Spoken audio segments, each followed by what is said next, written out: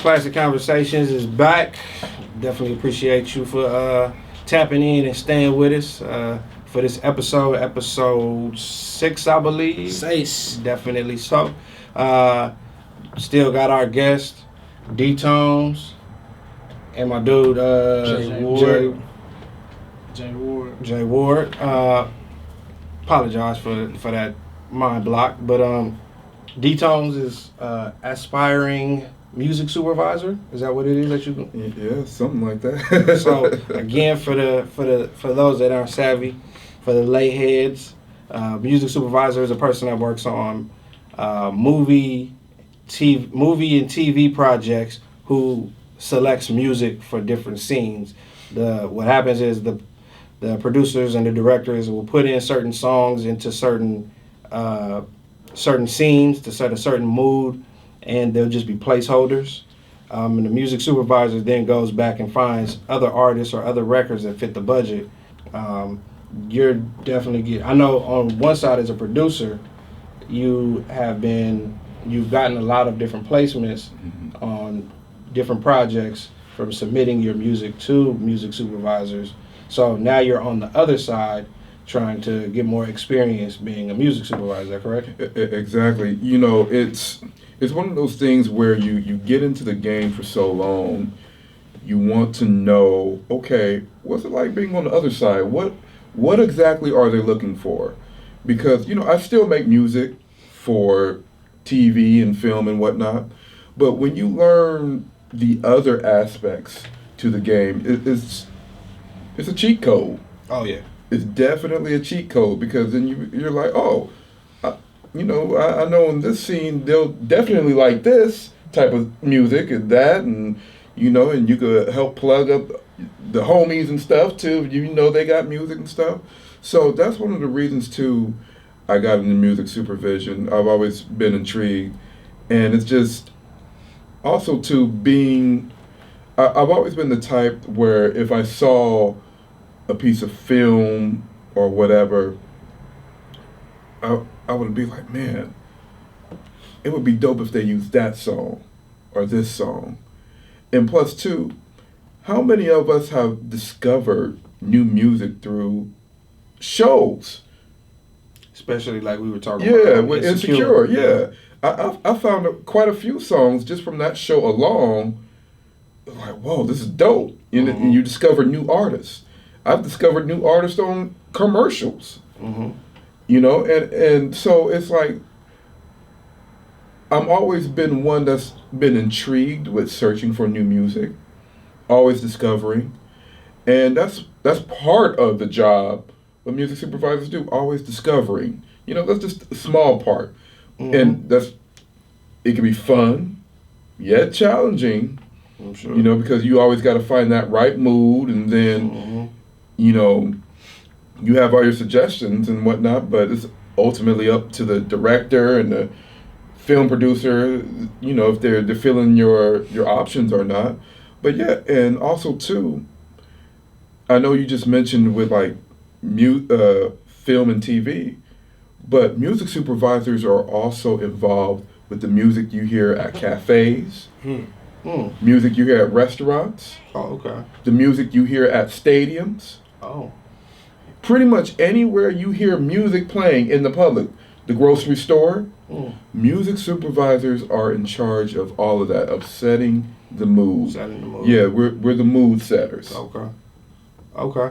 It was just dope because I know that in my conversations with writers, producers, and a lot of artists, a lot of people, in the music industry, even those who have been in the industry for a while, are not even aware of that avenue, that stream of money that they could possibly be getting from, syncs and licensing, and without even knowing that stream is actually a larger chunk than, radio and streaming, music streaming on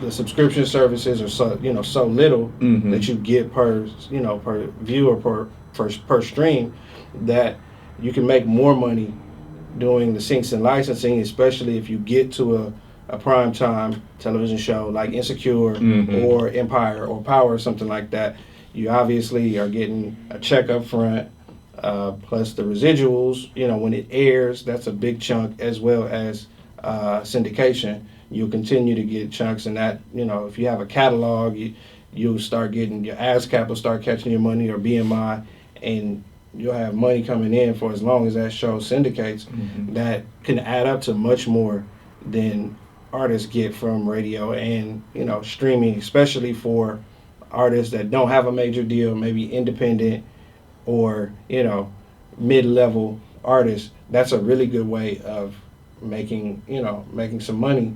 So, you know, how does an artist go about even starting out, like getting there? Like what kind of services could they use? How can they contact music supervisors? Like what is it that if an artist is just now hearing about music supervision and syncs and licensing and say, hey, I want to look into more about that. I want to explore that avenue to try to get some extra, you know, money streams. What do they need? What's the first thing they need to do?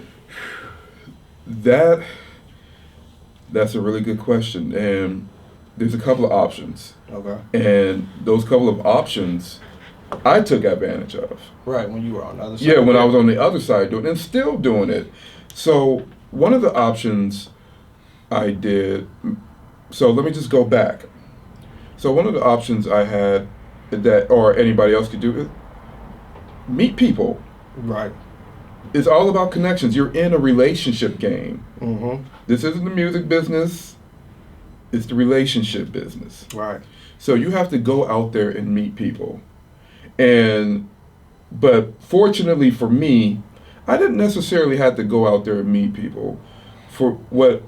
How I got my very first placements is a very good friend of mine who's a rapper by the name of Name Brand. At that time, he was with a group. And in this group, one of the guys happened to be a music supervisor. Wow. Who did a lot of shows for VH1. And so I really didn't know that at the time. I met dude before, but I didn't know that at the time or whatever. And so I got a phone call from my boy Brand. He was like, "Hey, Tones, you know my boy E-Rock." I was like, yeah. Well, he works for a company that does pretty much all the music for the reality shows at VH1, and they need music. You got anything that you consider trash that you don't plan on using, and they're willing to pay XX amount of money per track that they choose. I'm like, man, I got plenty of trash tracks. Plenty. That I thought was trash. Right. So I sent probably at least 80 trash beats. Because I was just working during that time. It is a crazy workout. And I'm very self-conscious about my work. Where if I think it's trash, yeah, everybody do, yeah.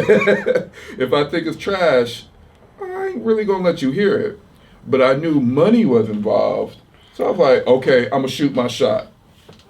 I sent probably about 70 to 80 beats. 35 of them got chosen, bro. God damn. 35 got chosen. And you heard all throughout, back when Lala had her show on VH1, all through that season 2, my music's everywhere.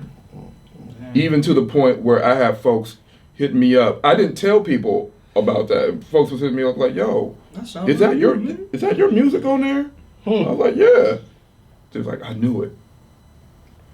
So, when you hearing your stuff on film, on TV or whatever, it does something to you. I'm sure. It's like, okay, how can I make more of this? What can I do more of this? It's a high. Because it's a high. It really is a high. And here's the thing. And I knew I couldn't just rely on homie for that. And so a mutual friend of ours, Jeff, he already was doing placements on TV and stuff like that. And I would always ask him, like, man, how you getting getting these placements. So one of the things he said, he would do research on looking at the credits of who the music supervisor was, Googling the information to see how he could reach out to them, send them the music and stuff like that. Bam, there you go. And me, I was kind of like, me personally, I was like, man, that's just too much work. I'm the type of person that likes, I'm a firm believer in work smarter, not harder. Right. I've always been like that. And so I was just going on the internet, just researching, like, man, there's got to be like a directory or something. So I found a little directory of music supervisors. And, you know, this directory was probably, 20 pages at the most when you printed it out or whatever. So it had like about a good 120 names or something like that. So before work, my 6 a.m. shift at work, I would email 10 people before work and say, hey, here's my music. First off, I had a site where I just uploaded my music. Yeah. Had a little one of them flash sites, uploaded my music, be like, hey, my name is Dwight DTonez Gartman, I'm a producer, woo. I have a site, check out my music. I think you'll, you know, if you want to consider it. Yeah, because it's really important not to actually attach. Yeah. I already knew, don't attach music. No. Yeah. All you folks out there, don't attach your music to your emails. That's a no-no. Unless they ask for it, don't do it. Yeah, because if everybody's doing that now, they got a mailbox full of, you know, attachments. And Exactly. And people hate paying monthly subscriptions to clouds. Yep. So never attach your music to the email, upload it somewhere, and then put the links in the email. Exactly. So that's what you did. Yeah, that's what I did. I sent them a link to my site, and out of all 120 of those people that I reached out to, about 10 replied back, which is a very good percentage. Yeah. 10 replied back like, hey, we want to work with you. You know, here's contract. You know, they emailed the contract, you know, for some for exclusives, but most of them were for non-exclusive. And here's a quick side bit, the difference between exclusive and non-exclusive. Exclusive is, just like what the name implies, you're only giving us these songs only to us, nobody else. We're going to make money off of you. And with exclusives, you get the best deals. Okay. You get the most money. Because with non-exclusives, it's like, hey, you know, yeah, we're willing to sign these songs on, and we're willing to let you spread these songs out to anybody else to get your money. But you don't get too much money, royalties or whatever, from spreading yourself like that. So if possible, aim for exclusive deals. Okay. Have you heard about like Verizon gives out exclusive deals? You know? No. Yeah, so like Verizon and AT&T, like phone companies. So like I was reading an article about Verizon specifically though. So they'll give people like an exclusive rights deal just to keep the song for 2 years, and then you can have a master back. So like they'll give they giving smaller deals. It's not like a blockbuster deal, of course. Yeah. But it's kind of like why wouldn't you do that? You Yeah. know what I'm Why not? Yeah. You're guaranteed to get your master back, and they only have a certain amount of time to use it exclusively. It's like, okay, as long as, like you said, like you're not underselling yourself for that 2-year period. If you make them what you think you're worth, or that song is worth for that, and it's like shit. That's like the best shit to go. Yeah, and think about it. Like, if I'm giving a song to Verizon for under exclusive deal, and they get to use it on the commercials, bro, how many times they play in them commercials? Fucking every 30 seconds on Hulu, shit. Exactly. On Hulu, on every regular TV, basic cable, all that, it adds up. Don't let it be the Super Bowl. Don't let it be a Super Bowl commercial. That shit is gonna make millions. Exactly. So and plus two, depending on how long that song is, if they're using, say for example, 1 minute. Right. 1 minute is amazing. Yeah, because it's the amount that they give you goes also based on how much of the song that Exactly. they use. So if it's like 2 seconds, 3 seconds, real quick, you're gonna get quick money. But the longer that they use, the more money you're gonna get. Exactly. So that commercial gets played, I'm gonna just say generously, 20 times a day on all channels, altogether 20 times. Which is a very generous number. Yeah, a very generous number. So you're looking at possibly 100 times a week, so 400 times a month that commercial is being played nationwide. Yeah. Every market in America. Exactly. So you're eating good just off of that one song. Yeah. And people sometimes shy away from doing exclusive deals because they're like, what if I don't make another one like that? You're the artist. You're the one who made it. You can make another one. It's so many cheat codes how to make another one. Yeah. So to go back to your answer, the question rather, music directories help so much. Music directories. If I'm not a social butterfly like that, I don't like people too much like that, being around people, just keeping it real. I feel you. So the music directories help so much. The last music directory I spent, I want to say $75, $80 or something like that. Big, thick old book. Well, I got it in PDF, but it's thick. Right. Hundreds of pages, countless numbers of music supervisors, publishing companies, and whatnot. And, this one was more thorough than the very first directory that I ever received. So this one told you, hey, this is such and such. They mostly look out for urban type music. Oh, this is such and such. They only look out mostly for country music. Okay, it's cheat code. Yeah, ultimate cheat code. So if you investing $75, $80 on yourself with that, and you hit the right people, pays for itself. The return on investment is amazing. So I hit up, I want to say at least 100 people that I could, right? Okay.